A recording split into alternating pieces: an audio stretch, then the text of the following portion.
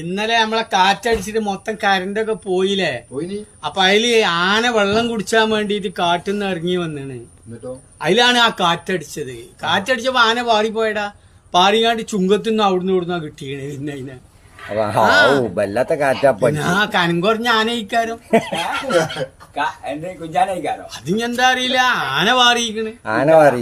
ആ പിന്നെ ചുങ്കത്തിന്നാണ് ഐറ്റങ്ങളെ കിട്ടുന്നത്. അവിടെ പോയാണ്ടല്ലേ കുടിച്ചോടുന്നത്. കനം കുറഞ്ഞ ആനയിക്കാരും.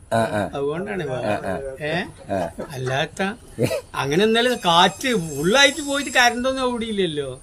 അങ്ങനെ കാട്ടിന്നിട്ട് വെള്ളം കുടിച്ചാൽ ഇറങ്ങി വന്ന ആനയാണത്. എവിടുന്നാണ് പാതി അറിഞ്ഞ്? ചോലിന്നോ? ആ ചോലെന്നാണ് ഇനി ചുങ്കത്തിന്നാന്നൊന്നും അറിയില്ല. ഇനി കൊണ്ടോട്ടത്തോട്ടുന്നാവും അറിയില്ല. വെള്ളം കുടിച്ചാൻ വന്നതാണ്. അത്രേ എനിക്ക് അറിയുള്ളൂ.